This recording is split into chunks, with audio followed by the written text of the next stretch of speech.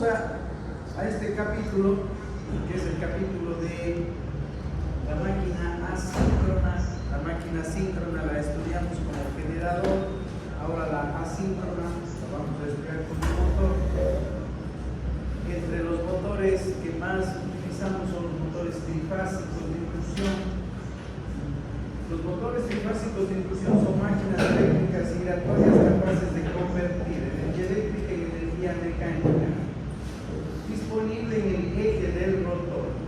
También se puede considerar como un convertidor de potencia de vatios eléctricos en vatios mecánicos.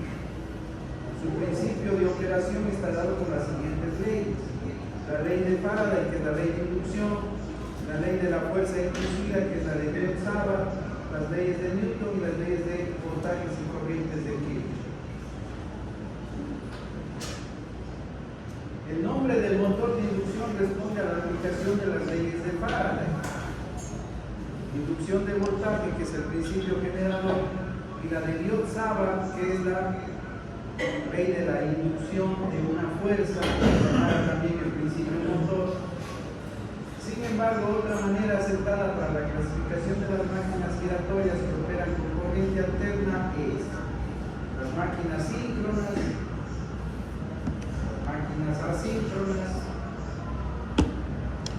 Entendiendo como máquinas síncronas un campo de aplicación hacia motores y generadores cuando la velocidad del rotor es igual a la velocidad del campo, y una máquina asíncrona si la velocidad del rotor es menor a la velocidad del campo, que es lo que va a suceder en los motores. Un motor trifásico de inducción opera siempre con el rotor atrasado al campo. El rotor no logra alcanzar al campo magnético debido a la fricción que existe con el aire en el entrehierro del motor. Esto significa que la velocidad del rotor siempre es menor a la velocidad del campo. Cuando sucede esto, entonces la máquina, ¿cómo se llama? Máquina asíncrona. Asíncrona. En resumen, máquina asíncrona, velocidad del rotor igual a la velocidad del campo. Máquina asíncrona. Máquina asíncrona, velocidad del rotor menor a la velocidad del campo. Esa es la definición básica. Un repaso de la clasificación de las máquinas asíncronas. Las máquinas asíncronas se clasifican en generadores y motores. También se utilizan generadores asíncronos en poca proporción, en poca cantidad, pero se encuentran generadores asíncronos, sobre todo para sistemas de velocidad variable, como por ejemplo los sistemas eólicos. Podemos encontrar generadores asíncronos o generadores DC, en donde no podemos controlar la velocidad de la fuente primaria, ¿no? Eso es y también, lógicamente, como máquinas asíncronas, los motores, que es el gran campo de aplicación. Y dentro de los motores tenemos los motores trifásicos y los motores monofásicos. Los trifásicos, rotor tipo jaula. La nomenclatura es MIJA, motor de inducción tipo jaula. La A es un término un tanto latino o sudamericano, que hace referencia con la A de ardilla, que es la jaulita de circense un poco, ¿no? Motor de inducción tipo jaula es lo más puro. Tenemos el motor con rotor doble jaula, MIDJA, motor de inducción doble jaula. Y tenemos el motor trifásico con rotor devanado, el MIR, motor de inducción de rotor devanado. Resumen, motores trifásicos, tres tipos. ¿Cuáles? El tipo jaula, doble jaula y devanada. Doble jaula y devanada. Eso es lo que vamos a encontrar como motores trifásicos. Como motores monofásicos tenemos los que se llaman de fase partida, con capacitor permanente, con capacitor de arranque y giro. Los de polos sombreados, el motor universal, que es un motor de corriente alterna, monofásico, pero con colector. Universal significa que puede trabajar con corriente alterna o corriente continua. Máquinas, herramientas, utilizan mucho este tipo de motorcitos, ¿no? Motor de corriente alterna, pero con colector de delgas. El taladro, la cortadora, herramientas un poco domésticas, ¿no? La licuadora de la casa, eso es un motor universal. Cuando lo abrimos, el motor en su extremo tiene un colector de delgas con escobillas para establecer el contacto eléctrico. Un grupo de motores especiales que son motores para control, para controlar el trabajo de una válvula, etc., ¿no? Motores de redundancia, motores de histéresis, o los motores que se llaman paso a paso. Son motores para control de flujos, fluidos, etc., gases.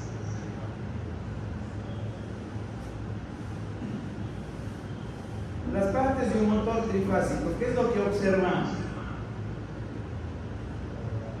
En la parte del núcleo estatórico y la parte del núcleo rotórico. Cuando hablamos del núcleo estatórico, ya hemos visto, es un conjunto de láminas o chapas magnéticas que se llaman, ¿no? Pero son láminas para disminuir las corrientes inductivas, corrientes parásitas que generan o incrementan las pérdidas en el núcleo. Y sobre ese núcleo lo que encontramos son una cantidad de ranuras, 24, 26, 48, exactamente como estudiamos en el primer tema. Ese es el núcleo estatórico, y al final sobre ese núcleo, ¿qué se van a colocar? 3 fases, pudiendo ser cada una de las fases de 2 polos, de 4 polos, de 6 polos, de 8 polos, concéntrico, imbricado, etc., ¿no? Eso ya es la tecnología de cómo está diseñado el devanado. Pero al final, ¿qué deben quedar? 3 fases. Y a cada una de esas fases, la nomenclatura que más encontramos es la UX, la fase BY, la fase WZ. Se encuentran también máquinas con nomenclatura L1, L4, L2, L5, L3, L6. Línea 1, 2 y 3 es la entrada a las fases, 4, 5 y 6 viene a ser la salida de las fases. Eso sobre la parte básica del estator, del núcleo estatórico, ¿no? Los devanados que van colocados ahí, pues simplemente se llama devanado estatórico trifásico, 3 fases. En el rotor, ¿qué es lo que tenemos? Es un núcleo. Cuando hablamos de un núcleo, hablamos de que es un conjunto de láminas ferromagnéticas. Lógicamente la forma del rotor es cilíndrica, y aquí es en donde va a existir la diferencia que se presentó hace un momento. Este rotor puede ser tipo jaula, doble jaula, o tener un devanado en el rotor. Cuando es tipo jaula o doble jaula, el rotor presenta en los extremos unos anillos, que se llama anillo de cortocircuito, aquí a los extremos. El núcleo en el rotor no tiene ranuras, sino que tiene unos agujeros por donde van a pasar unas barras. Estas barras son de aluminio que se van a cortocircuitar en los anillos, y si es doble jaula hay doble juego de barras. Esa es la diferencia. En el centro del núcleo va un eje, que normalmente ese eje es de acero. Todo el centro del núcleo pasa un eje de acero, y a sus extremos se van a colocar unos sostenedores mecánicos, que son los rodamientos, que van a permitir nivelar, van a servir de pivot para que la máquina pueda operar, el rotor pueda girar. La distancia que queda entre el núcleo del estator y el rotor, esos pequeños milímetros que hay, ¿no?, de espacio, a eso se le llama el entrehierro.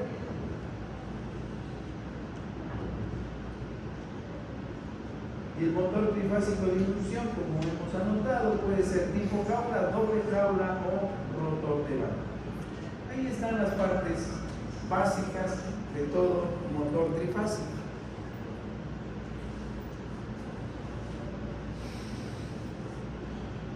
Y entonces empecemos a revisar las principales propiedades y ecuaciones básicas. Velocidad del campo magnético, ¿a qué es igual? Vamos. Frecuencia por 60 sobre pares de polos. Motor de 4 polos a 60 Hz, ¿a qué velocidad gira el campo que genera el devanado? 4 polos a 60 Hz, de memoria. 60 por 60, 4 polos, 2 pares, 1200 revoluciones por minuto. ¿Pero esa velocidad de quién? Del campo. La velocidad del campo, N de velocidad B campo. Pero la velocidad lo podemos medir en revoluciones por minuto, la ecuación 1, 1, y la ecuación 1, 2, ¿qué sería? La velocidad en radianes por segundo. Y la velocidad en radianes por segundo es 2πf sobre pares de polos. Entonces, un motor de 4 polos en cada fase a 60 Hz que va a trabajar. Velocidad del campo generado en el interior de la máquina en revoluciones por minuto, ¿cuánto?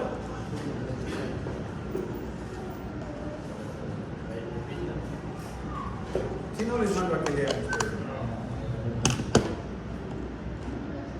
1800 revoluciones por minuto. Y en radianes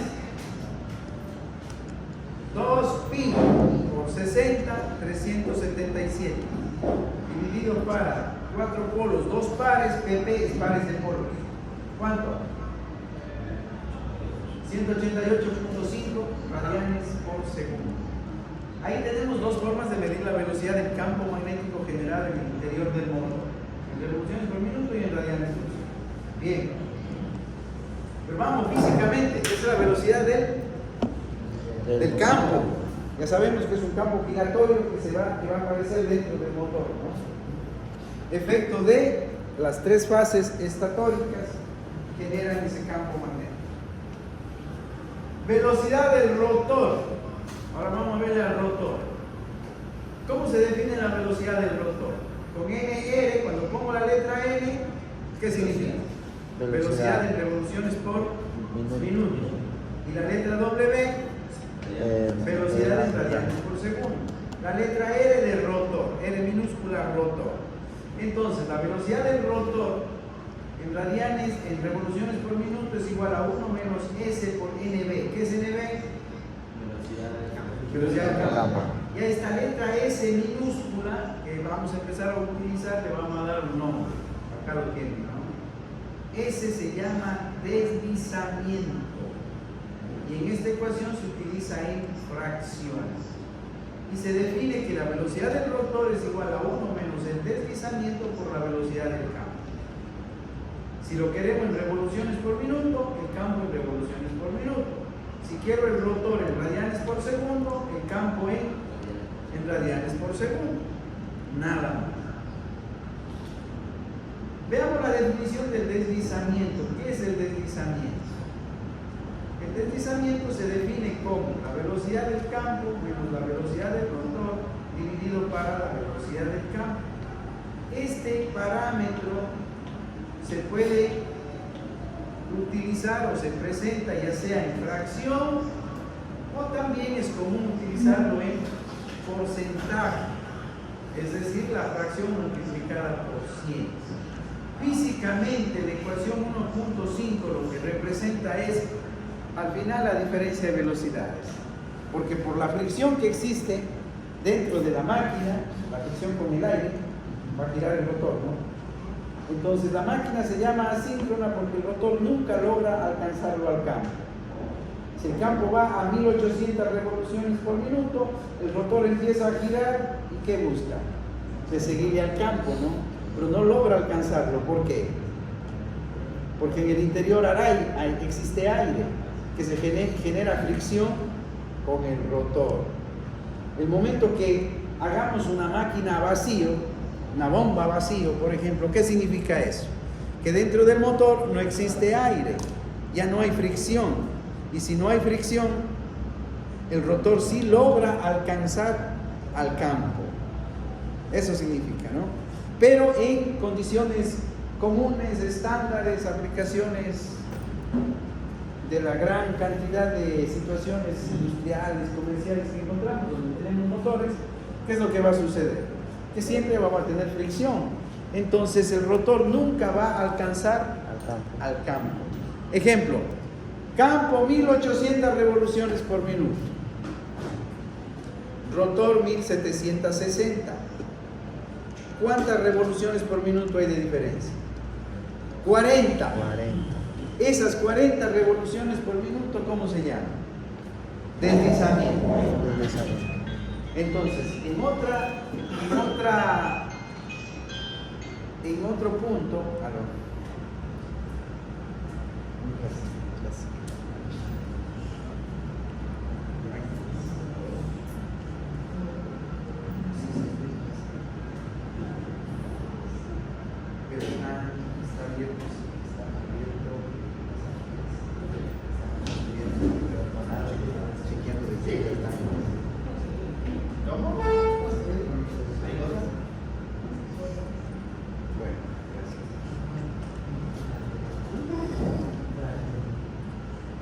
bien, entonces decía, esas 40 revoluciones por minuto, físicamente, ¿qué representan?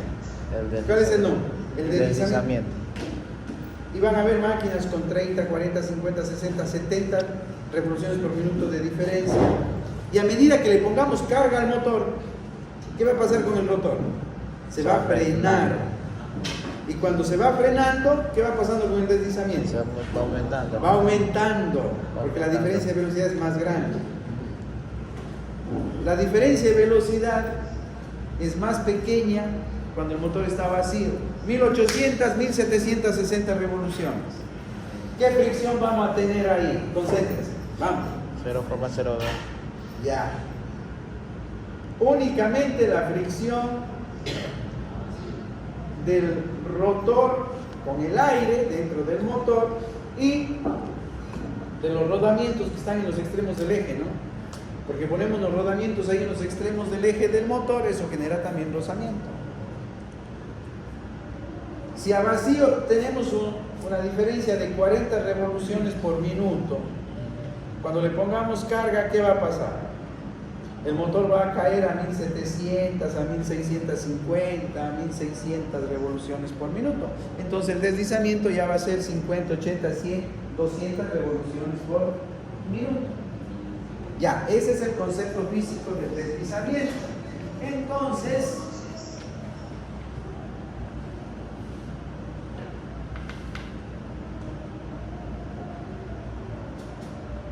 Denis. Yo. Hola.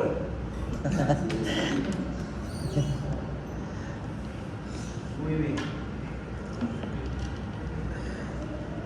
Entonces, si hacemos ese ejemplo aquí, 1800 menos 1760 para 1800, ¿cuánto da? 0,02. 0,02 sería en fracción, ¿no? Y si eso lo queremos tener en porcentaje, lo multiplicamos por 100, ¿y cuánto da? 2%. 2.22%. Cuando nosotros tomamos una placa de un motor o una hoja de datos de un motor, nos dicen deslizamiento a vacío del 2% y deslizamiento a plena carga del 5%. ¿Cómo interpretamos? A ver, vamos. A ver, ¿cómo se...? Motor de 2 polos ahora, a 60 Hz. A vacío, 2%. Es decir, que el rotor va a qué velocidad. Si el 2% se pierde, significa que el rotor vira al 98%. Entonces, 0,98 por 3600, 3.528 revoluciones por minuto sería la velocidad del rotor. Y me dicen, al 5%, cuando trabaja a plena carga. Entonces el rotor cae su velocidad ¿a cuánto? a 3.420 revoluciones por minuto. Listo. Ese es el deslizamiento. Ahora, con lo que ya estamos empezando a analizar, el deslizamiento va a estar ligado a qué? A la carga. ¿Por qué se va a volver, pero fundamental en la vida de los motores el deslizamiento? Porque Está ligado a la es la carga. velocidad, y la velocidad es una función directa ¿de qué? Del campo. ¿La velocidad de un motor es constante? Sí. No. La respuesta natural de un motor imposible. La respuesta natural de un motor es variable. Va a depender de la carga. Ah, ya. Por eso acabamos de decir, a vacío es cuando tiene el deslizamiento más pequeño.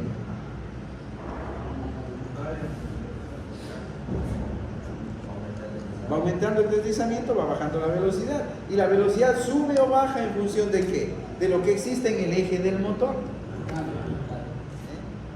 Imagínense el ascensor. Lo llamamos sube vacío.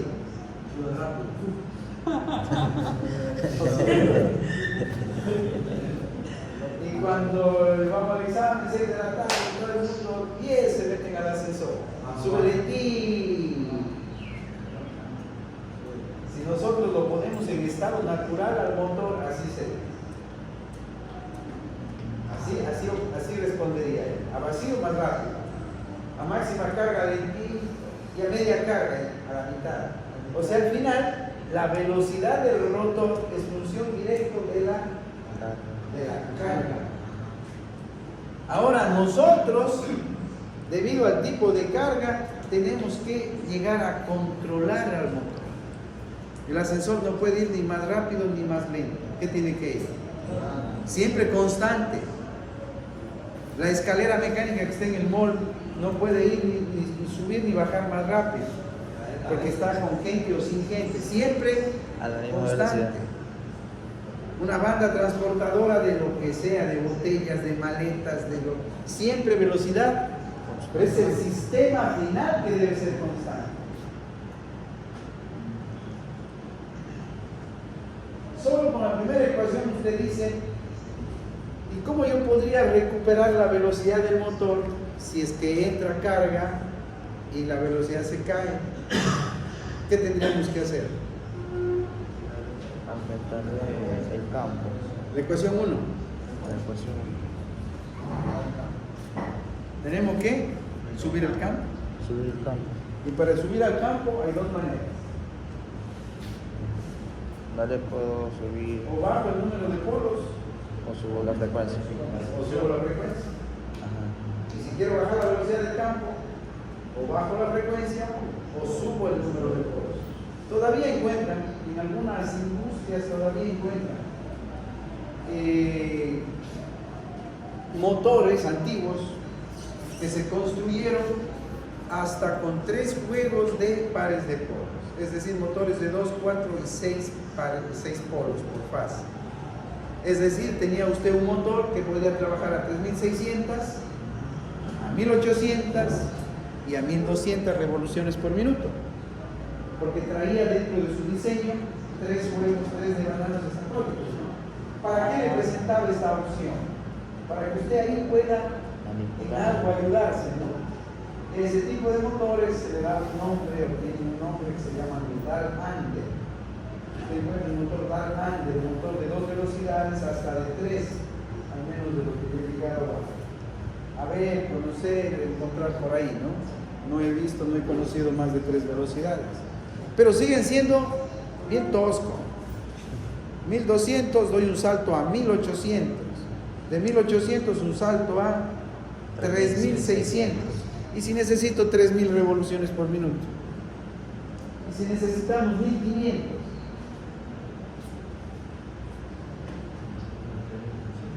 Entonces la evolución y el desarrollo de la tecnología electrónica pues ha resuelto todo eso, ¿no? ¿Por qué? Porque a través de tecnología electrónica yo puedo controlar las frecuencias. Y si controlo la frecuencia, usted controla la velocidad del campo al valor que usted necesita. Entonces ahora usted ya empieza a visualizar que en la vida de los motores va a ser importante un controlador de frecuencia. ¿Para qué? Para controlar la velocidad de quién? Del campo. Y una vez que controlamos la velocidad del campo, le obligo al rotor a que me siga, aunque no me iguale. Pero él me va a seguir, ya sea hacia arriba o hacia abajo. Exacto. Entonces empiezan a encontrar esos equipos que por ahí, pues, muchos se dedican a esa área, a esa especialidad, les va excelentemente bien. Se llaman los controladores variadores de frecuencia, ¿no? ¿Qué es ese equipo? Un controlador de frecuencia. ¿Para qué se va a servir? Para controlar la velocidad del campo y que al final termina siendo control de la velocidad del rotor. ¿Dónde va a aplicar eso? En todo sistema que requiera velocidad constante. Si usted va al ascensor, ¿qué es lo que va a encontrar?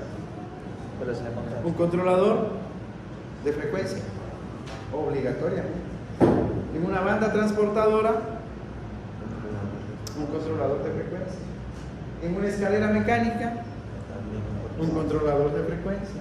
En una bomba,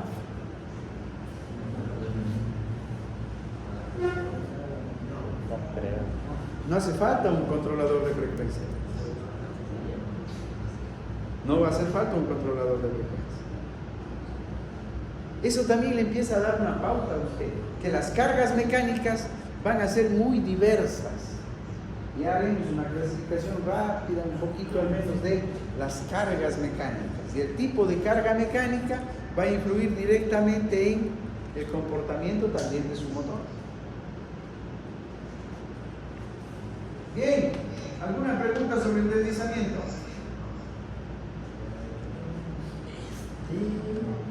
No. Frecuencia del voltaje y corriente inducida en el rotor. ¿Qué es lo que pasa si miramos la lámina de las partes del motor? Miren, a ver si han comprendido. El instante que yo energizo, el primer instante que yo energizo el estator, ¿qué deslizamiento existe?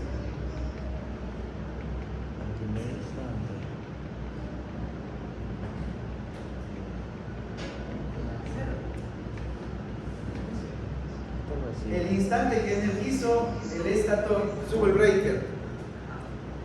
¿Qué deslizamiento existe? Velocidad del campo menos velocidad del rotor dividido por la velocidad del campo. Se genera campo. 1800 revoluciones por minuto. Pero como es el primer instante, el rotor ya está girando. No, todavía. ¿Cuánto es la velocidad del rotor? 0, todavía no gira. 1800 dividido para 1800. Entonces, cuando decimos deslizamiento igual a 1, ese es un punto especial. Se llama rotor bloqueado. ¿Por qué rotor bloqueado? Porque todavía no empieza a girar. Para que él empiece a girar, ¿qué debe suceder? Que debe generarse un torque, efecto de la fuerza inducida en las barras del rotor. Fuerza inducida en las barras, multiplicada por el radio, fuerza por radio es torque. Debe generarse un torque en el eje del rotor que sea capaz de ¿qué? De vencer todo lo que esté oponiéndose a ese torque. Yo voy a aplicar una fuerza lineal. Aplico. Acá está el rotor lineal, entre comillas. Está en término bloqueado ahí, ¿no? Pero para que empiece a moverse, ¿qué debe suceder? La fuerza.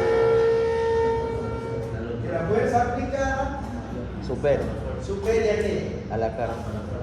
A la fuerza de rozamiento. Ahora, si esto multiplicamos por un radio de rotación, ¿en qué se convierte? En torque. El torque inducido en el motor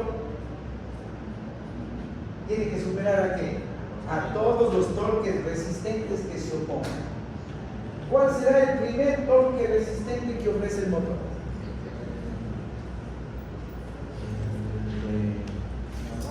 Vamos, son los conceptos físicos. A ver. va a ser lineal, con fuerza. ¿Cuál es la primera fuerza de resistencia que me presenta esta silla? El peso. El peso, muy bien. ¿Y el peso qué es? La masa por la gravedad. La masa por la gravedad. Esa es la primera fuerza de rozamiento que me ofrece este cuerpo de aquí. Es lo primero que yo tengo que vencer. Le damos un valor de masa a la gravedad, supongamos 5 newtons. Entonces yo tengo que aplicar una fuerza de ¿cuánto? De 6. Mínimo de 5 para que esto empiece a... Y para que empiece a girar un poquito más de 5, ¿no? Para que empiece a desplazarse. Primero, la masa. Segundo, la masa de la propia silla. ¡Vamos! ¡Claro! Y ahora, ¿quién le mueve a esto? Masa de la silla. Masa de la carga. Tenemos la carga pesada. Entonces va a ser diferente arrancar esto a vacío. ¿Qué significaría vacío? ¡Vaya! ¿Qué significaría vacío? Sin carga. Sin carga. Una cosa es que yo mueva la silla, suavito voy a mover. Otra cosa es que yo quiera arrancar ¿con qué? Con demasiada fuerza, con una carga. Con gritito ahí. Chamán.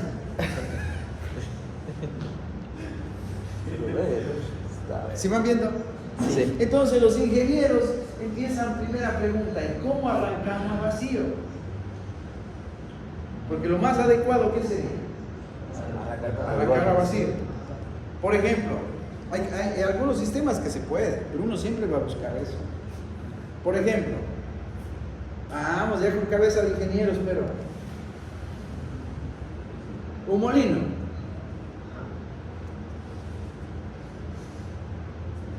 Llegan de la abuelita, vamos a hacer unitas, vamos un poquito de choclo, hay un molinito de esos artesanales, ¿no? Hay que moler ese grano. El molino tiene su tolva. ¿Qué hace usted? Antes de esta clase, ¿qué hacía? Coge toda la tolva de choclo y pone. Ahora arránquenos. Arránquenos. Muy pesado. Pesadísimo. Y después de que logra arrancar, igual es durísimo. Pero después de esta clase, ¿qué dice usted? No, pues. A ver, Britito, venga acá, siéntese acá, usted va a coger la tolva y me va poniendo granito por granito. Y usted empieza granito por granito. Y usted va con la mano izquierda nomás moliendo, ¿no? Y con otra chateando. Es ideal, claro, sistema perfecto. En todas las cargas usted analiza siempre estas situaciones. Pero hay cargas que por más que yo intente no voy a poder. Por ejemplo, ¿cuál?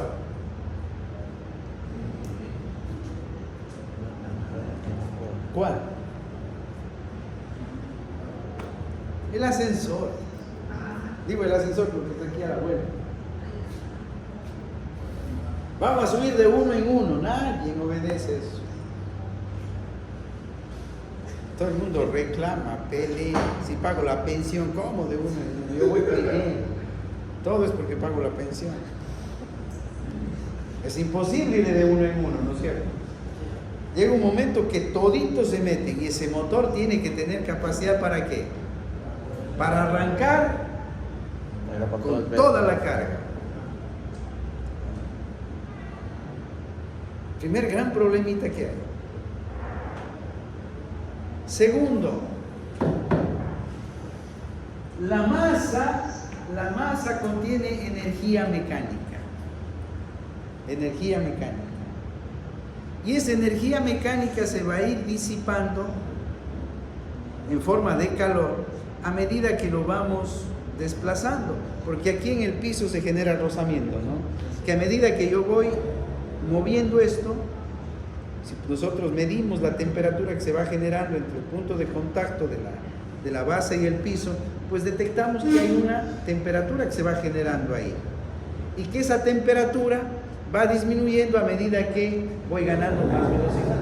Y llega un momento que esto está rapidito y medimos la temperatura y como que ya no hay.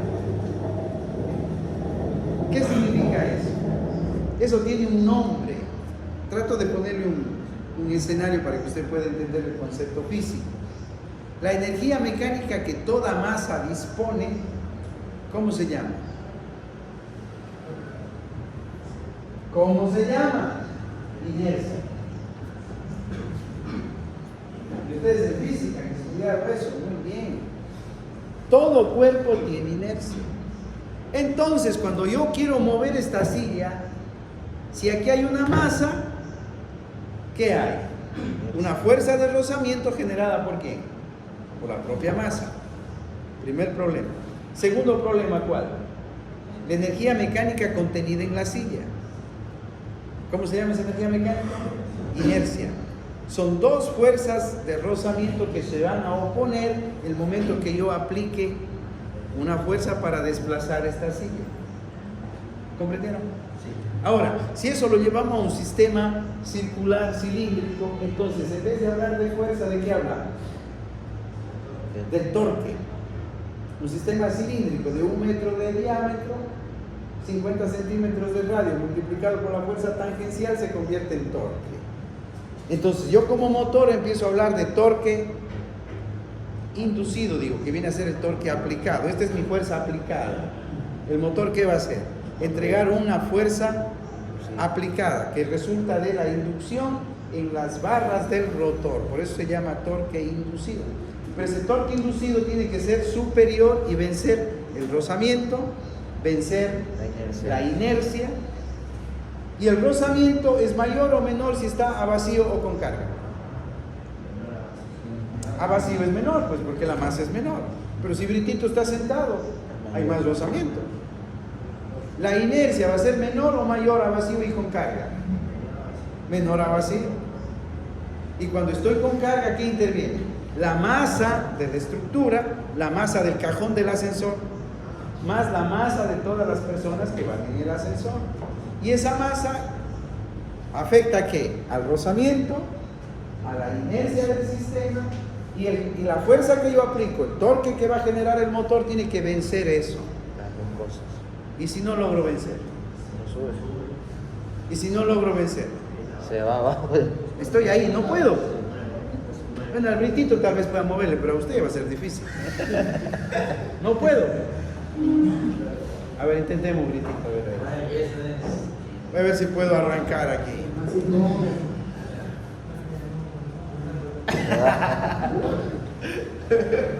¿Qué es lo que observaron ustedes? Silla bloqueada.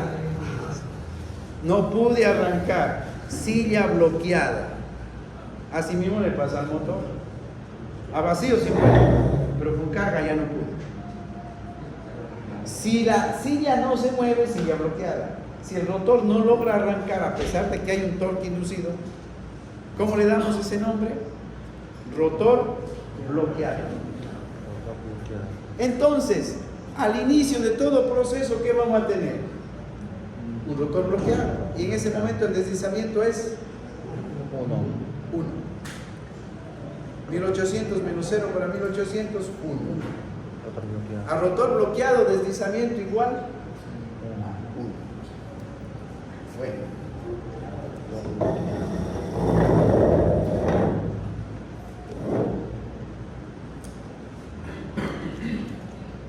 Al menos en palabritas, tratemos de comprender esto. Tenemos el devanado estatórico, ¿no? Que es alimentado con una fuente trifásica de voltajes. Dentro de aquí de la máquina se genera ¿qué? Un campo magnético giratorio que depende de la frecuencia y el número de polos de cada una de las fases. Y al final dentro de la máquina tenemos campo magnético variable. Y dentro de ese espacio ¿qué existe? Un conductor. Las barras de aluminio, ¿qué son? Un conductor. Se utiliza aluminio únicamente para bajar la masa, bajar el peso del rotor, nada más. Y si estos son conductores que se encuentran dentro de un campo magnético, ley de Faraday, ¿qué dice? En los extremos de cada una de las barras, ¿qué aparece? Un voltaje. En cada barra vamos a poner 10 voltios. Y si tiene el motor 6, 8, 10, 12 barras, es como que tengo 6, 8, 10 puentes en paralelo, ¿no? En cada barra se ha inducido 10 voltios. Pero como es un cilindro, tomamos una foto frontal y salen 4 barras en la parte frontal. Significa que en la parte posterior, ¿qué voy a tener? 4 más. 4 barras más. Pero como por la posición de las barras, digamos que las que están al frente tienen una polaridad a la izquierda más, a la derecha menos. Y las que están en la parte posterior del cilindro, la polaridad va a ser al revés. Entonces, 10 voltios se han inducido en cada barra. Tengo 4 fuentes de 10 voltios en paralelo, que se van a poner también en paralelo con las otras 4 fuentes del lado posterior del rotor, también de 10 voltios.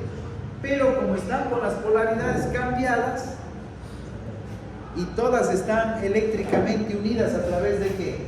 De los anillos, por eso se llaman de cortocircuito, 2 anillos en los extremos. Entonces al final, ¿qué estoy haciendo? 4 fuentes de 10 voltios en paralelo, con 4 fuentes de 10 voltios en paralelo, a través de los anillos, ¿qué hago? ¿Qué estoy haciendo? ¿Pero qué estoy haciendo? ¿Qué estoy haciendo? No me compro.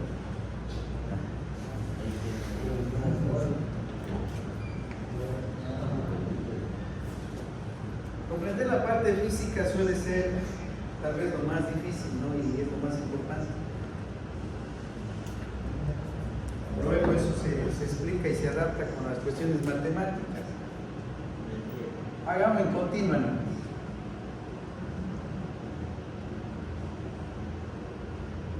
Aquí están las 4 barras frontales. En cada una se logró inducir 10 voltios. ¿Por qué? Porque cada barra del rotor está dentro de un campo magnético giratorio. Lo de giratorio lo hace variable. Entonces, ley de Faraday, en los extremos de cada barra aparece un voltaje. Pero estas 4 fuentes de aquí se van a poner en paralelo ¿con quién? Con 4 fuentes que están al otro lado del rotor, en la parte posterior. Y estos extremos se unen a través de qué? A través de los anillos rosantes. Entonces, si usted mira, 10 voltios en cada una, pero este es menos y este es más. ¿Qué hacen los anillos? Cortocircuitar las fuentes, cortocircuitar los voltajes que se han inducido en cada una de las barras. Por eso se llaman anillos de cortocircuito. Y cuando usted hace cortocircuito, tiene 2 fuentes, las pone en cortocircuito, la corriente de cortocircuito es la más alta que podemos conseguir. ¿Y para qué usted quiere tener corrientes altísimas aquí? ¿Para qué? Para poder vencer el... La corriente sirve ¿para qué? Fuerza inducida, ¿qué es igual? A la longitud, campo corriente. La longitud de la barra, la magnitud del campo que tenemos en el interior y la corriente que pasa por el conductor. No hablemos de esto, pongamos un valor 10. Si usted tiene 1 amperio, ¿qué fuerza voy a tener? 10 newtons. Si usted tiene 2 amperios, 20 newtons. Más fuerza. Si usted tiene 5 amperios, una fuerza de 50 newtons. Pero como el rotor visto frontalmente es así, imaginemos esta barrita por aquí. Se induce una fuerza de ¿cuánto? 50 de 50 newtons, que va a ser tangencial así, 50 newtons. Y el rotor tiene un radio de 20 centímetros. Entonces, ¿qué va a generar? Un torque que es igual a fuerza por el radio. 50 newtons por 0,2, 1 newton metro. Tenemos un torque inducido de 50 newtons por 0,2 metros. ¿Qué decimos? 1 un torque inducido de 1 Newton metro, fuerza por radio. ¿Sí se da cuenta? Entonces, el momento que yo quiero arrancar el motor, a mí me interesa tener la corriente suficiente ¿para qué? Para poder vencer todos los rozamientos que van a hacer frente al eje del motor. Y en el caso del rotor tipo jaula, al ponerlo en cortocircuito, buscamos la máxima corriente. La máxima corriente. Para tener la máxima fuerza inducida. Para tener el máximo torque. Ahora viene una pregunta.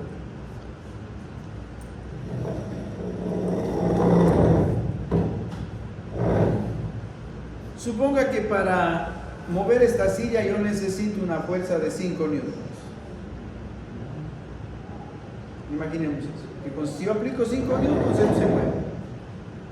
Y yo vengo y preparo mis manos, preparo mis brazos para aplicarle 50 newtons. ¿Qué va a pasar? Se puede caer, se puede... Obviando esa parte física.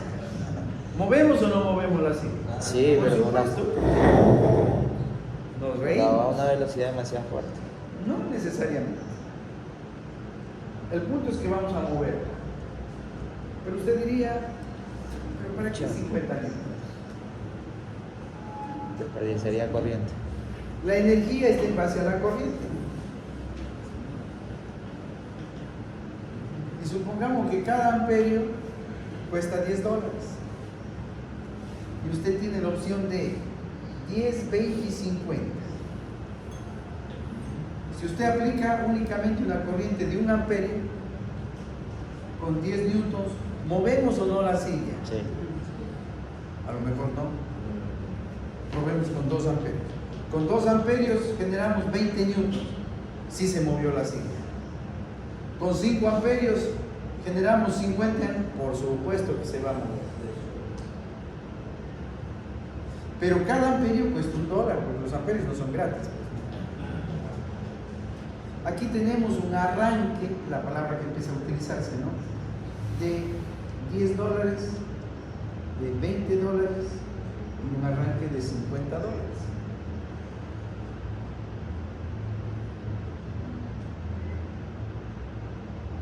¿Cuál arranque elige? El de El 20. de 10, aunque usted dice, este es baratísimo. Sí, es muy barato, pero no mueve. No sirve de nada. El de 20. El de 20, con ese movemos. No hay nada que hacer. Cuesta $20 y no hay más. Es lo mínimo. El de $50 no está sobredimensionado. ¿Para qué? Entonces, esos son los campos que se van abriendo para los ingenieros. Que aquí está el dinero, por un lado. Aquí está el tema de corriente que genera una serie de situaciones a las fuentes de alimentadoras, caída de voltajes, un montón de problemas secundarios. Pero el concepto parte de aquí, ¿no? De aquí parte el concepto. Entonces, no es que yo voy ya lo ponemos en cortocircuito, tengo una corriente altísima, eso significa que con garantía arranco el motor. No solo se trata de arrancar, se trata de arrancar. Arrancar significa que el rotor empiece a girar, ¿no? Se trata de que el rotor arranque, empiece a girar, pero que haga su trabajo. Que haga su trabajo. ¿Está bien? ¿Estamos? Entonces, en el instante que energizamos el estator, el rotor todavía no se mueve. ¿Cómo se llama esa condición? Rotor bloqueado. Perfecto. Ahora, para superar la condición de rotor bloqueado, pasamos a otro capítulo. Tenemos que analizar qué pasa con las resistencias, ¿no? Los torques resistentes, tanto del propio motor, empezando por el propio motor. Luego si está con carga, qué tipo de carga, máxima carga, etcétera, etcétera, ¿no? ¿Y eso para qué le va a servir? Para que usted luego pueda aquí tratar de regular esto y llegar a un punto donde usted utilice la corriente mínima necesaria para hacer el trabajo. porque la corriente cuesta dinero.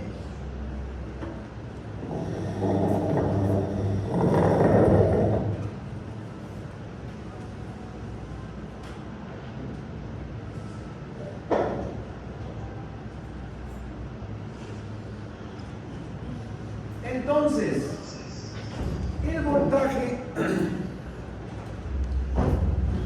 voltaje, claro, como ejemplo, pues es una de continua, ¿no? Pero ya sabemos que aquí lo que se va realmente a aparecer es una fuente variable.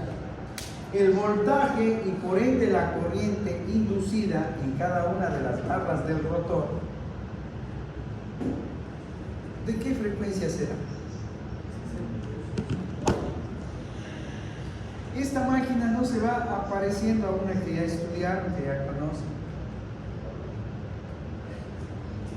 ¿El estator en qué se convierte?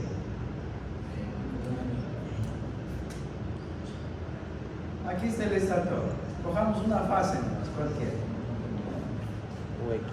¿Qué hace el estator? Generar campo magnético. ¿Y qué es el rotor al final? Una barra. ¿Pero qué es una barra? Es un conductor. Y al final un conductor tiene una impedancia.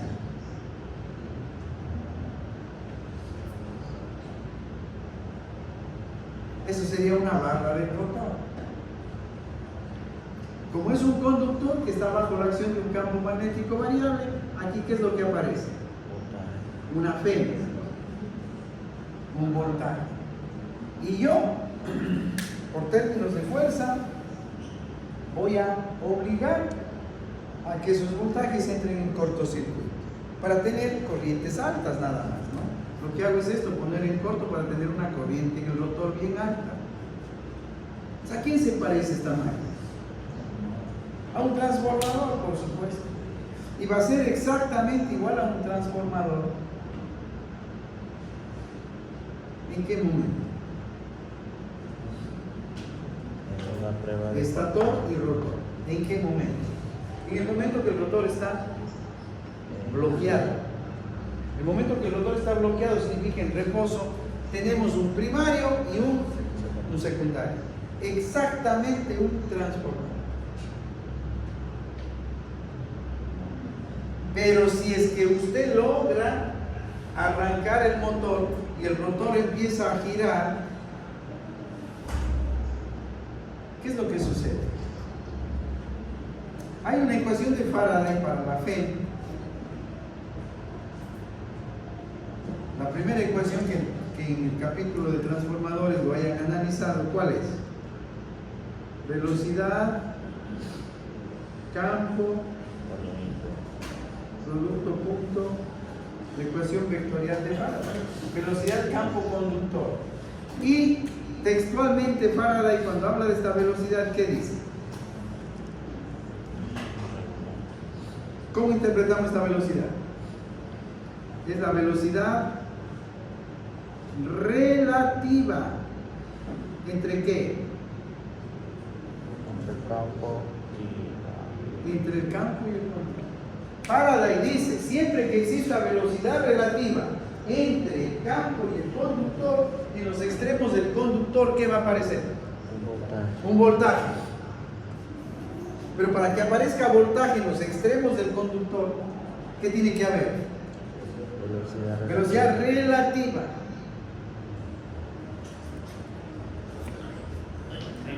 No. Tú eres el campo ya. Yo soy el conductor. Bueno. ¿Qué, Fernando? ¿Cómo? ¿Todo bien? Ya. ¿Cómo saliste en los exámenes? Bien, todo bien. Ya. Usted nos ve a los dos desplazados. Al mismo tiempo. Al mismo tiempo. ¿Qué velocidad relativa tenemos entre los dos? Igual. Como vamos a la misma velocidad, tenemos velocidad relativa 0. Claro. Velocidad relativa. Velocidad, los dos nos vemos en reposo. Igual. Claro. Igualitos. Mira al frente para que no. Es como si estuviéramos sentados. Velocidad relativa entre los dos 0. Entonces no va a haber inducción ahí. Para que haya inducción, ¿qué tiene que suceder? Una diferencia de velocidad. Anda un poquito más rápido.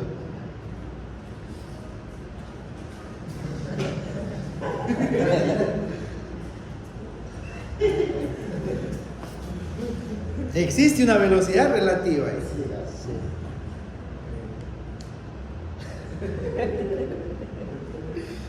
Ya, gracias. ¿Se comprendió lo que es velocidad relativa? Sí. Ya. Entonces, el gritito está aquí. Yo estaba acá. En el primer ejercicio que hicimos, los dos fuimos a la misma velocidad. Entonces, entre los dos, Velocidad relativa a cero. no hay velocidad relativa. ¿Qué es el transformador? 60 Hz aquí, 60 Hz acá. La inducción del voltaje obedece a la frecuencia del demandado primario. Pero cuando generamos entre los dos velocidad relativa, ¿qué resulta? Que este Campo. va un poquito más rápido que este, ¿no? Yo no puedo alcanzarlo, voy un poquito atrasado.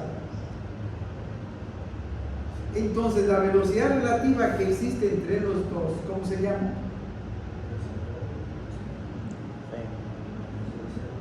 La diferencia de velocidades entre los dos, ¿cómo se llama? Deslizamiento. El deslizamiento es la diferencia de velocidades. ¿Quién va más rápido que yo? Y esa diferencia de velocidad se llama deslizamiento. Entonces, la barra del rotor, ¿qué es lo que está realmente recibiendo? En términos de velocidad. El deslizamiento. Únicamente la diferencia de velocidad. Si él va a 5 metros por segundo y yo voy a 4 metros cada segundo, ¿cuál es la diferencia de velocidad de los dos? 1. ¿Qué es lo que equivale para la barra del rotor? El rotor con respecto al campo, él se siente, porque él también está girando, él se siente que hay una diferencia de velocidad de 1 metro por segundo. ¿Qué es lo que hace que aparezca el voltaje en los extremos? Por eso decimos que el voltaje y la frecuencia que se inducen en cada barra del rotor, ¿de qué depende? De la velocidad relativa. Y la velocidad relativa, ya hablando en términos de máquina, esto es en términos de física, ¿cómo le hemos llamado? Deslizamiento. Esa es la razón por que en la ecuación 1.6 dice la frecuencia del rotor es deslizamiento por frecuencia de esta rotor. A ver, aquí alimento con una fuente de 60 Hz. Si el motor tiene un deslizamiento del 2%, la corriente que aparece aquí, ¿qué frecuencia va a tener? Deslizamiento del 2%, 0.02 por 60, 1.2 Hz. La frecuencia de la corriente en el rotor, esta de aquí, no es de 60. ¿De cuánto va a ser? 1.2. De 1.2. Pero como el motor no arranca, cuando lleguen a la casa y tienen un ventilador por ahí en algún lugar, arranca. Eso tiene un tiempo de motor bloqueado largo, que no se mueve. Entonces el tiempo empieza, ¿no? A veces toca darle una ayudita. Y una vez que arranca, ¿cómo va? Si usted grafica el comportamiento de cómo arranca el motor, ¿cómo sería? Exagerando, pues un buen ejemplo, un ventilador. ¿Cómo va la velocidad?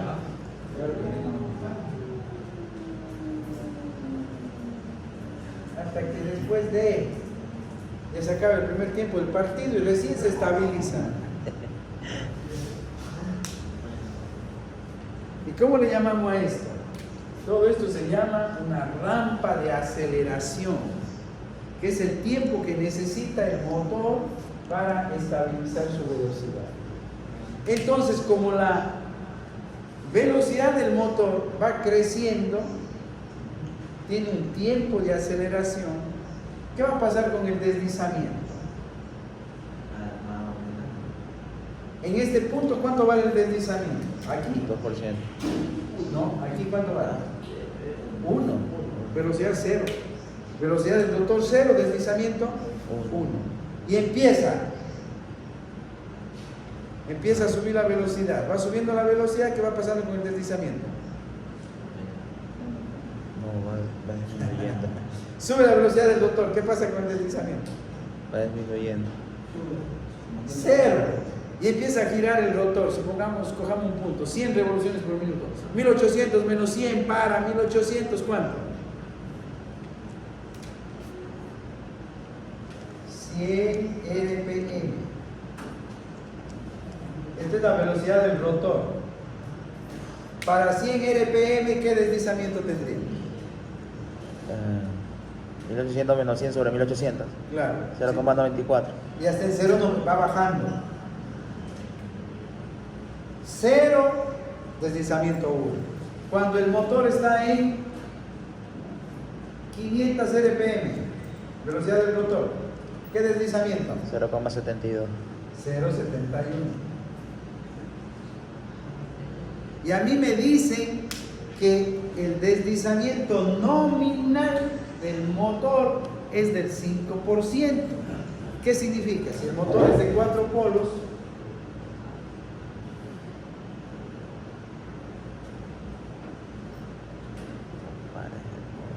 velocidad nominal del rotor, ¿cuánto sería?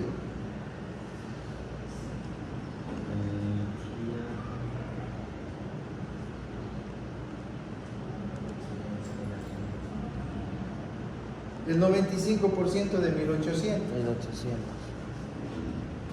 95% de 1800. 1710. 1710 revoluciones por minuto. ¿Qué deslizamiento tendríamos? 0.05. Aquí el deslizamiento en fracción, si lo queremos ver en porcentaje, ¿qué dice usted? Al rotor bloqueado, ¿cuánto es el deslizamiento? 100%. Deslizamiento nominal, 5%. Si lo vemos en fracción, 0,05. Entonces, como la velocidad del rotor es así, el deslizamiento también va a ser así. Desde el momento que arranca hasta que llega a estabilizarse. Viene a ser variable, ¿no?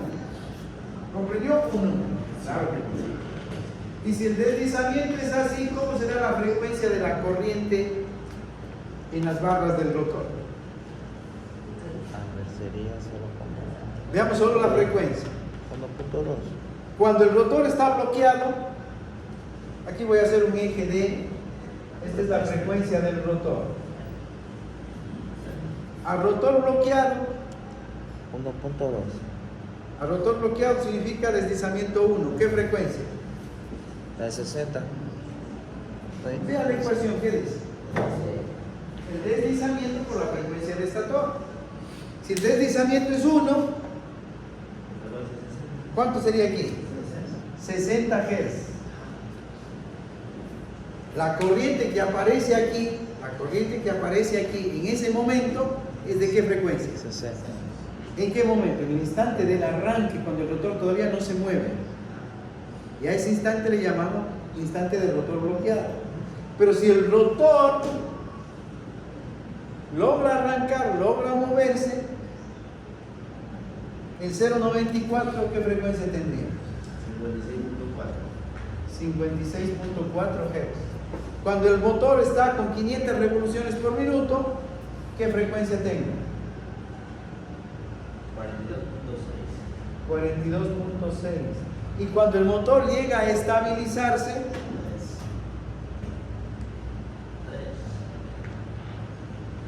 y si ahí se estabilizó ya, ahí arrancó, superó todo su tiempo de aceleración, se estabilizó y la corriente en el rotor queda con una frecuencia de 3 Hz. Mientras el estator está trabajando a 60 Hz, las barras del rotor están trabajando con una corriente ¿a qué frecuencia? A 3 Hz. ¿Qué le parece?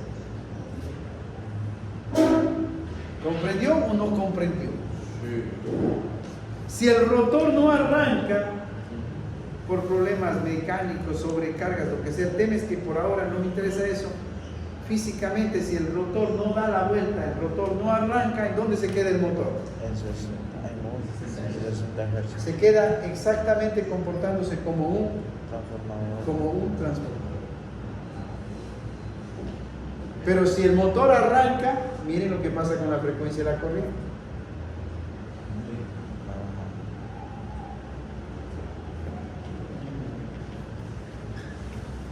Bien, ¿se comprendió la ecuación 6?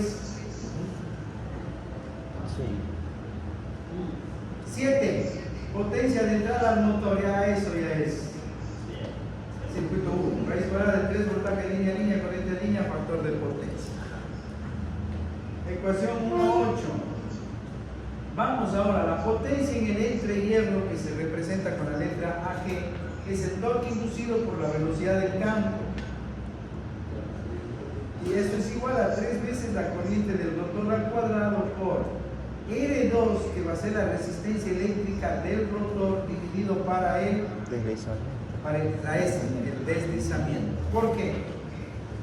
Por un momento quedémonos aquí.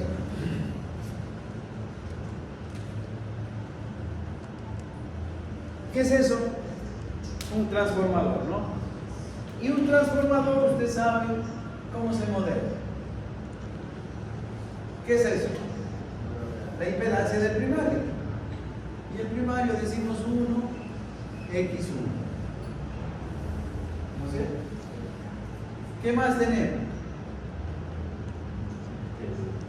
Modelo real del transformador. Tenemos el núcleo. ¿Y en el núcleo qué tenemos?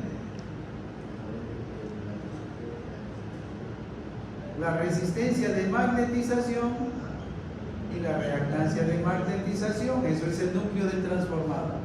Primario del transformador, ¿qué viene acá? Otra resistencia y reinductancia del secundario. Aquí viene el secundario del transformador. Y ese es el modelo real del transformador. Si el motor está en esta condición de aquí, pues es esto de aquí. Esto será el estator. Esto será el estator. ¿Y esto qué será? Este es el rotor. Cada una de las barras del rotor tiene una resistencia y tiene una reactancia, que viene a ser esta parte de aquí. Y para diferenciar con el transformador, la carga que va a tener el motor se representa con la resistencia del rotor dividido para el deslizamiento.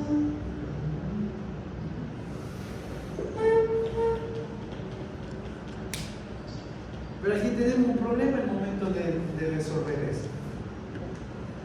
En el transformador aquí tenemos una corriente, la IH más E, la corriente de magnetización, y a esta ¿cómo le llamamos? La corriente de La excitación. corriente I sub 0, la corriente de excitación o corriente a vacío.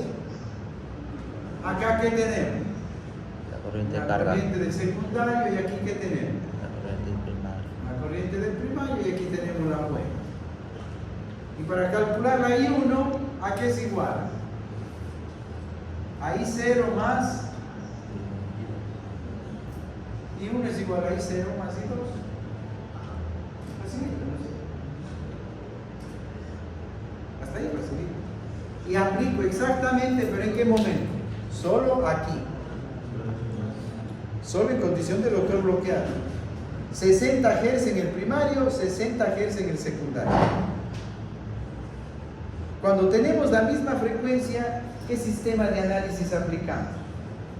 Un sistema de modelo real. Un sistema de frecuencia constante, que viene a ser dominio del tiempo. ¿No es cierto?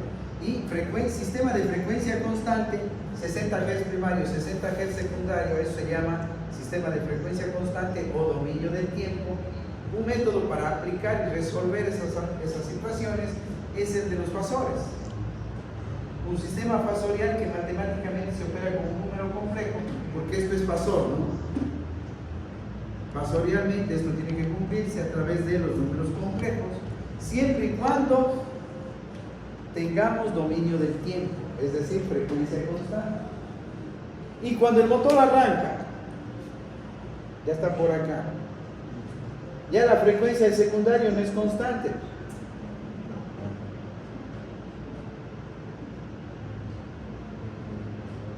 Y cuando la frecuencia no es constante, decimos necesitamos un sistema de dominio de la frecuencia.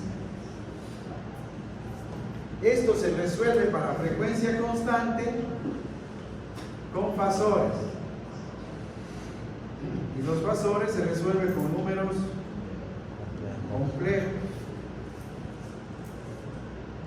Luego, si la frecuencia ya no es constante en la I0, porque esto es el rotor, tenemos la I2 el rotor, la I2 el rotor, la frecuencia de I2 56, 42, etcétera, ¿no? La frecuencia de la corriente I2 ya no es 60. ¿Cómo resuelvo esto? Con Laplace. Muy bien. Excelente. Un sistema para resolver temas de frecuencia variable es mediante la transformada de Laplace. Aplico la misma ley de corrientes de Kirchhoff, pero ya no con fasores, sino con la transformada de Laplace.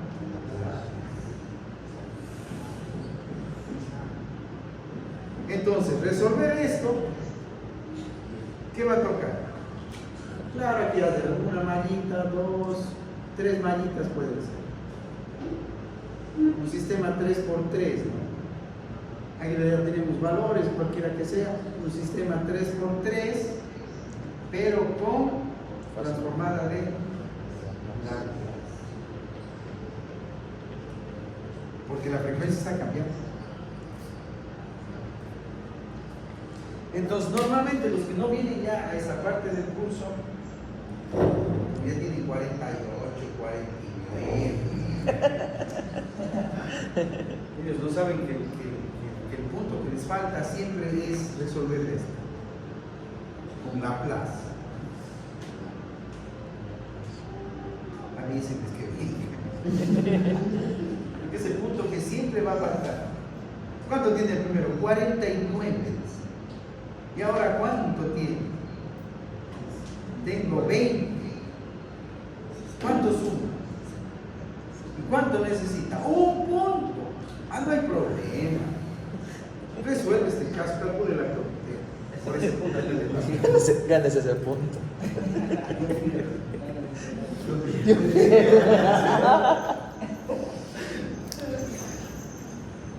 Entonces, porque hay que ir dando razones, ¿no? Entonces, cuando los jóvenes que estuvieron en el laboratorio decían algunas de las herramientas que debemos utilizar, lógicamente, como conceptos, como herramientas de análisis, sí, nos sirve todo esto, pero como herramienta de ejecución ya para resolver, porque no es una clase de cálculo, es suficiente con lo que el compañero dijo, y tiene clarito que un sistema de frecuencia variable se resuelve con Laplace. Básico.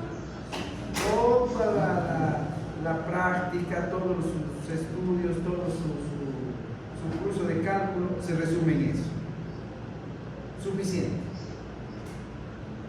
Ahora voy a buscar una herramienta que haga este trabajo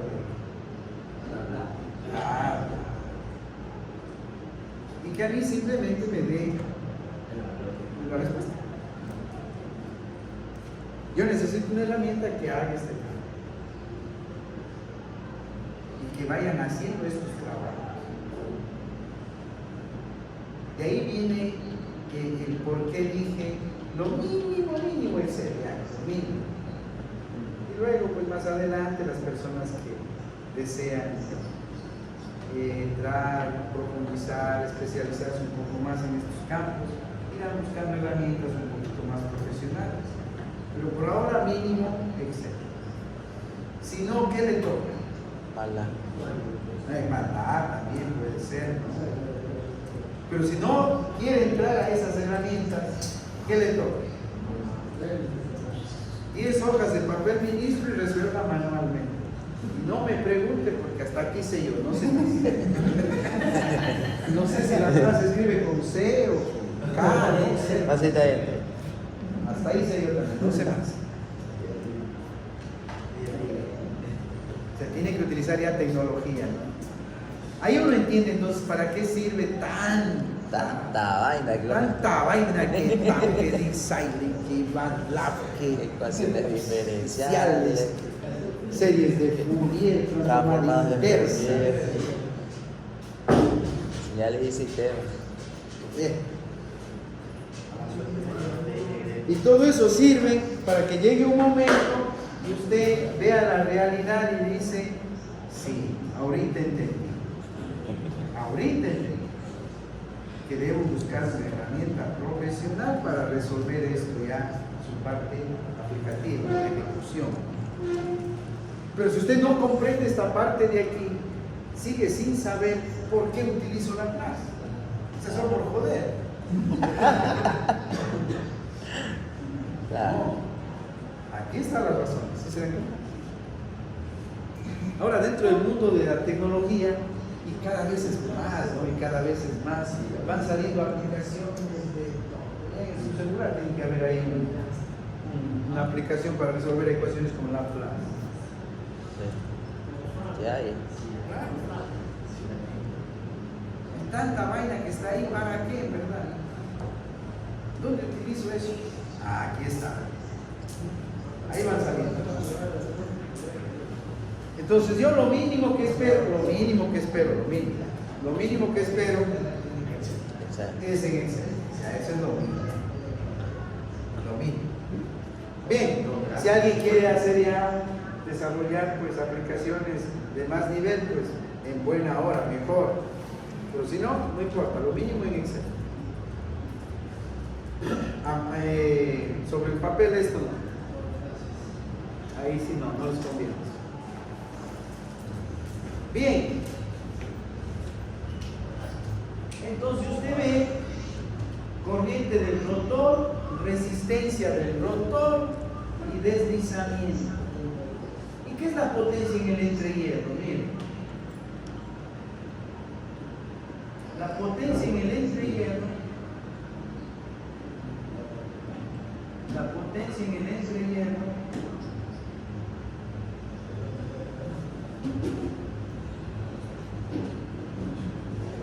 ¿cuánto se genera aquí? Miren, para que vaya tomando forma ya. Aquí está el estator. Aquí a través de R, S y T, al estator le vamos a entregar una potencia. 10 vatios en cada fase. Raíz cuadrada de 3, voltaje de línea a línea, corriente de línea, factor de potencia. Supongamos que resulta ser 10 vatios a cada fase. En definitiva, ¿cuántos vatios le estamos entregando al motor? 30 vatios. Ahora, esos 30 vatios del estator, ¿a dónde tienen que llegar? Recuerden la primera hojita que decía, el motor solo es un convertidor ¿de qué? De vatios eléctricos a vatios mecánicos. Y yo estoy entregándole 30 vatios eléctricos. Esos 30 vatios tienen que llegar al eje del motor. Y la primera transposición, ¿dónde va a ser? Pasarnos, ¿qué? Este espacio de aire. Porque los 30 vatios están en el estator. Hay que pasar al rotor. Pero antes de llegar al rotor hay un espacio de aire. ¿Y ese espacio de aire cómo se llama? El entrehierro. Entonces, ahí toma sentido esta ecuación de aquí. Y la potencia que voy a poder transmitir a través del entrehierro, ¿de qué depende? De la corriente del rotor que se genere, de la magnitud de la corriente del rotor, ¿qué más? De la resistencia que tenga el rotor, y del deslizamiento. Qué linda ecuación, ¿no? Linda ecuación. Ya va a ver cómo se va armando.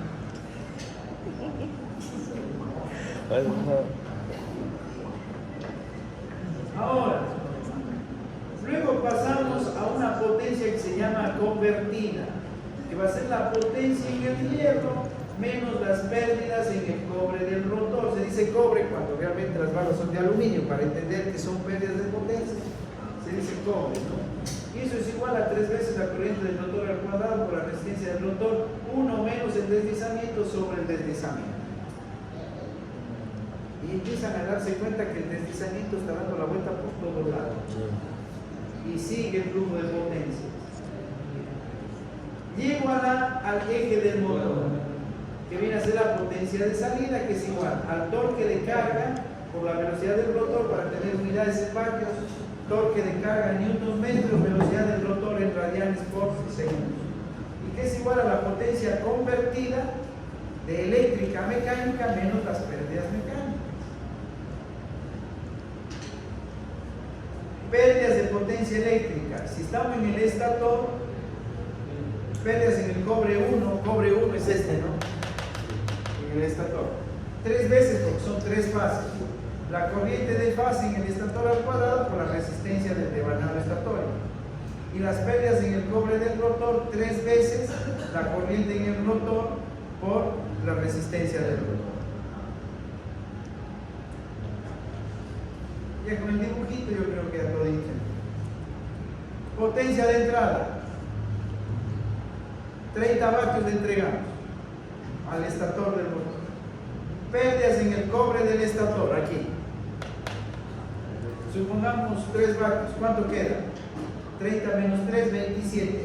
Pérdidas en el núcleo del estator, 2. ¿Cuánto queda? 25. ¿Qué son los 25? La potencia en el entrehierro. 25 vatios va a ser torque inducido por la velocidad del cambio. Menos pérdidas en el cobre del rotor, 2 vatios menos. ¿Cuánto llevo? 23. ¿A qué se llama esos 23? A la potencia. La potencia convertida. La E significa eléctrica y la M Mecánica. 23 vatios se convirtieron de eléctricos en mecánicos. Ya llevamos 7 vatios perdidos. La potencia convertida menos las pérdidas mecánicas que están dadas por fricción, rozamiento, mala alineación de ejes, etcétera, vendaval, un montón de fenómenos mecánicos, supongamos que sean 3 vatios más, 23 menos 3, 20. bueno, 2 pongamos, Ya 2. 21. Pérdidas diversas, pongamos 1 vatio más, 20. Entonces, la potencia que se transfirió al eje de la máquina fueron 20 vatios. ¿Cuánto le entregamos al estator? 30. El rendimiento, 20 vatios dividido para 30 vatios. ¿Comprendieron el flujo de potencias dentro del motor? Sí. Por supuesto que sí.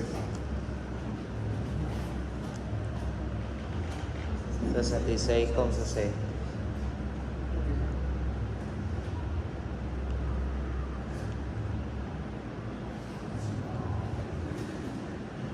Bien, para poder empezar, así como en el transformador, ¿no?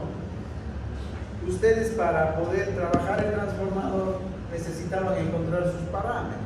Sí. Entonces se realizaba la prueba de circuito abierto, la prueba de cortocircuito o máxima carga y la prueba de ese si es que necesitaba. Entonces acá en el caso del motor va a ser lo mismo. Se van a realizar la prueba de circuito abierto, la prueba de rotor bloqueado, que es la análoga a la prueba de cortocircuito en el transformador, y la prueba de voltaje continuo. Son pruebas de laboratorio.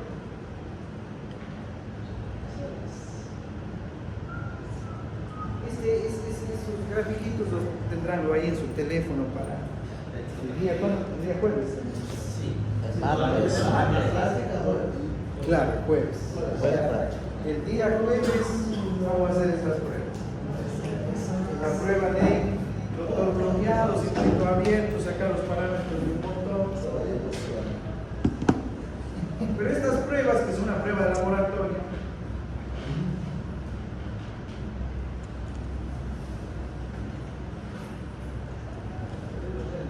Pero no siempre,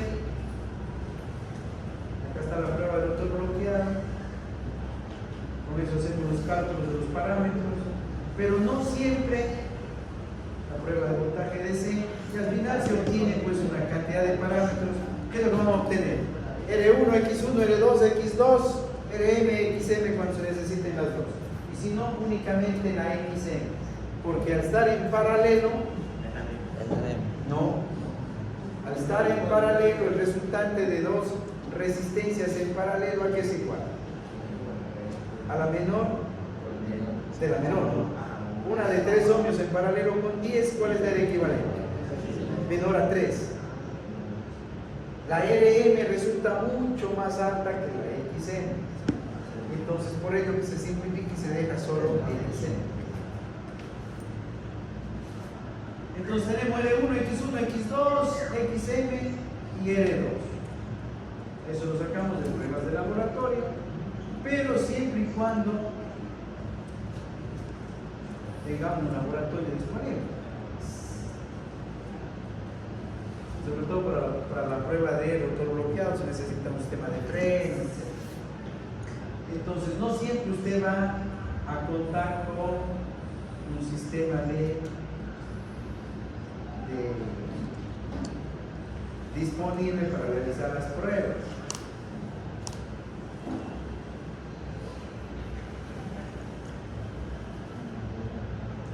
Esta N de aquí está unida con esta R porque al final resultan dos resistencias en serie, ¿no? Dos resistencias en serie y queda la figurita 1.6 que están observando ahí. Y a eso le vamos a llamar el modelo real por fase de un motor trifásico, porque son 3 fases. El motor tiene 3 fases. Esta bien puede ser la fase UX, la BY, WZ, y resulta igual. Entonces, con la figura número 1.6,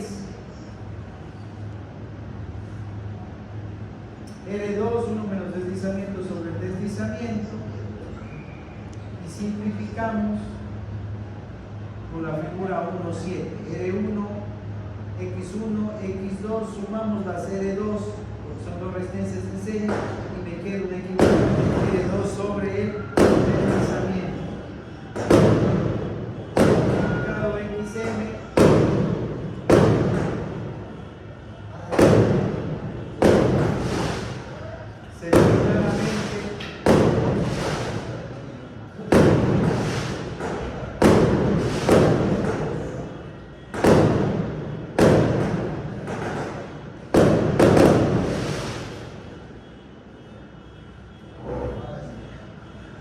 se ve claramente las corrientes, ¿no? La corriente de fase, la corriente a vacío o de excitación y la corriente del rotor. Y la corriente del rotor. Mire usted. Y aquí va a estar el deslizamiento. ¿Cómo se comporta el deslizamiento? Decreciente. Así se comporta el deslizamiento. ¿Sí se da cuenta? Ya. Entonces, nosotros vamos a hacer una tabla con valores de deslizamiento para poder la rampa de aceleración del motor. Para que se vuelva significativa, un deslizamiento, vamos a partir desde el rotor bloqueado 1, 0.98, 0.96, no desperdiciemos el 0.95, 0.94, 0.92, 0.90, 0.88, 0.86, siempre utilizamos el 5, 0.85, 0.84 y así hasta cuándo. Hasta el 5%. ¿Qué significaría un deslizamiento de 0? Que el rotor igualó a la velocidad del campo, 1800 menos 1800, 0. El rotor igualó a la velocidad del campo. Cosa que en estado natural de un motor asíncrono no va a pasar, eso sería ya máquina síncrona. Velocidad del rotor igual al campo. Pero en la tabla igual llegamos hasta el 0. Ya. Voy a necesitar una tablita así.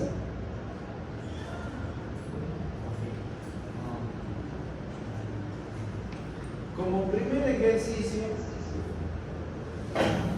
interesa en este momento cómo salió el valor de B1, cómo salió el valor de X1. Eso lo vamos a hacer en laboratorio para sacar esos valores, usted comprenda de dónde salen. Pero para ir desarrollando ya el comportamiento de la máquina, a mí me interesa saber en el instante del rotor bloqueado cuál será la corriente del motor.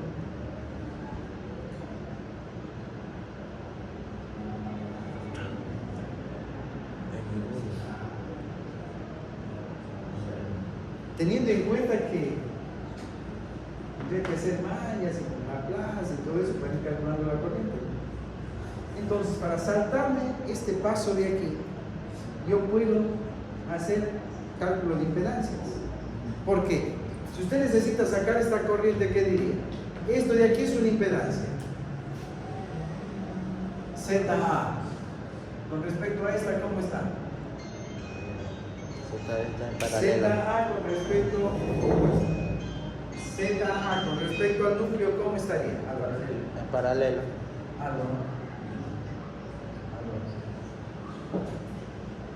Sí.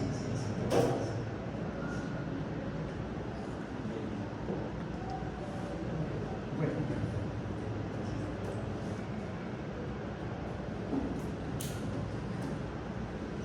ZA en paralelo con ZB. Y fruto de las dos, ¿qué me queda? Un equivalente. Que a su vez de equivalente quede en serie con. Sí, queda en serie con. O sea, a usted le quedaría un circuito así. Z1.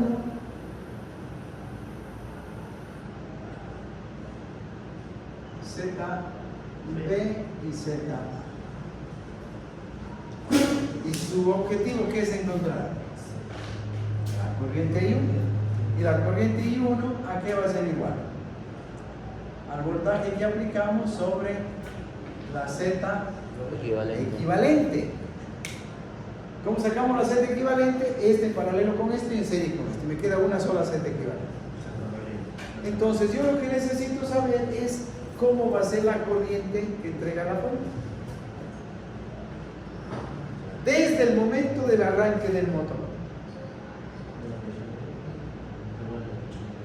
¿Qué significa? Que aquí las impedancias van a ir cambiando, ¿no? ¿Qué es lo que va a cambiar? Esta de aquí. ¿En qué instante? Supongamos un motor de cuánto dicen en el ejercicio. Utilicen esos valores que tienen de 1.24. ¿Qué diría usted? 1.24 dividido para 1, ¿cuánto da? 1.24 ohmios. 1.24 ohmios vale esta resistencia. Por lo tanto, se altera toda esta impedancia de aquí. Y si se altera ZA, se altera el equivalente. Se altera la corriente. Siguiente paso, ¿cuál es? Ahora cuando el deslizamiento es 0.90.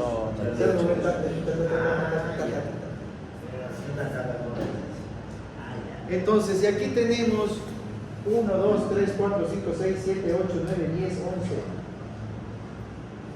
1, 2, 3, 4, 5, 6, 7. 7 por 7. 70, como 70 casos. 7 por 10, casi 70 casos, ¿no? 70 veces tiene que resolver esto usted. Dale. Entonces hay dos maneras. Hay dos maneras. ¿Cuál sería la más larga? No, esa no se contesta. No. Dos maneras. Que usted ingrese las ecuaciones de las impedancias, como si estuviera haciendo un programita, ingrese las ecuaciones de las impedancias en Excel o en MATLAB, para que vaya cambiando el deslizamiento y automáticamente le va calculando la Z equivalente y por ende el punto de corriente, porque el voltaje va a mantenerse constante. Eso sería mediante la primera herramienta, la primera opción, pero que todavía está medio, estas fórmulas, magnitud, ángulo, Z1 por Z2, y todito hay que detallar, ya sea en Excel o en MATLAB. pero es alternativa. Está medio. ¿Cuál es la D? La más rápida. Cancherísima. Cualquier simulador de circuitos eléctricos. Eso es del primer grado. Que le permite ir cambiando el valor de R2, ¿no? ¿Qué es el que viene cambiando? Usted cambia este valor y ve y anota qué corriente tiene. Cambia este valor, ¿cuál es la nueva corriente? Cambia este valor, ¿cuál es la nueva corriente? Porque al final nos queda una tablita de deslizamiento versus la corriente y su volta. Supongamos que aquí da 30, aquí da 29, aquí da 28, etc. ¿no? ¿Sí o no? Sí. Tenemos el deslizamiento. Tenemos el deslizamiento y tenemos la corriente. Entonces, como ya tengo la parejita de puntos, ya, si quiere que la gráfica esté bien bonita y para impresionar, ya puede graficar en MATLAB. Puedes graficar puntos, nada más. Un toque. Y si no, pues haga esas dos columnas en Excel y va a salir ahí. Y ese sería el comportamiento de la corriente de fase del motor.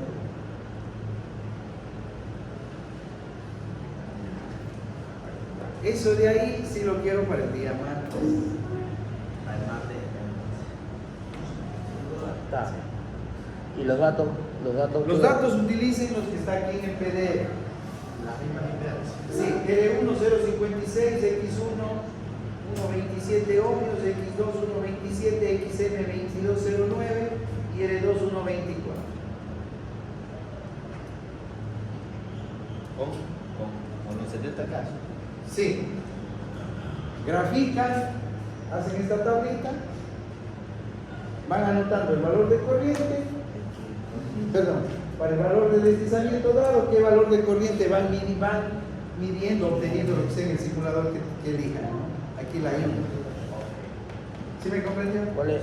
Anotan estos valores de aquí, tenemos dos columnas de datos, el deslizamiento lo ponen aquí, una cosa, deslizamiento aquí, aquí ¿qué sería?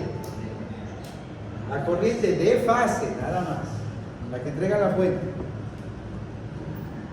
Este eje del deslizamiento necesitamos para luego ir entrando en sintonía con los fabricantes, con los catálogos que dan los constructores de máquinas.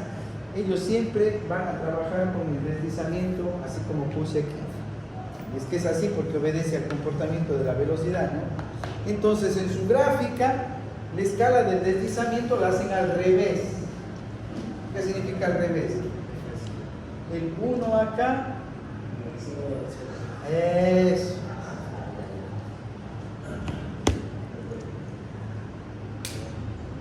Es la bonita práctica en Excel, cambiar el eje. El 1 aquí y el 0 acá. Y la corriente de fase, pues eso sí normal. Entonces, por ejemplo, dice, deslizamiento 1, ¿qué corriente tengo? 30. Deslizamiento 0,92, por ejemplo, 20.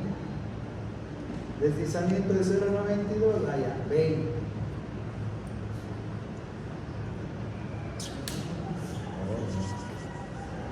Preguntitas.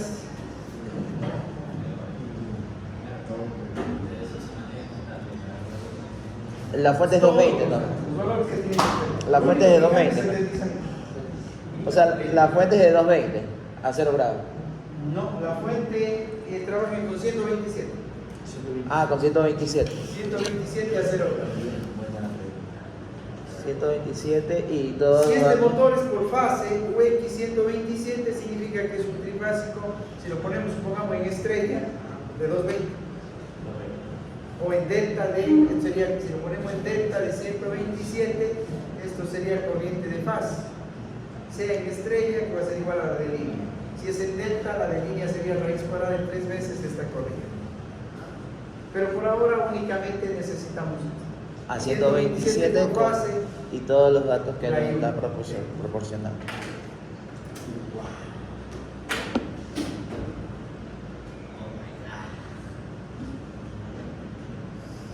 Ojalá el día martes alguien sí pueda compartir aquí la, no sé, su super máquina, me parece la suya también. Super máquina. Acá el compañero está con una mega máquina. El simulador que han utilizado y los que no pueden traer su máquina, está ahí lo que les decía, lo tienen que imprimir, tráigalo impreso. Y vamos a hacer, porque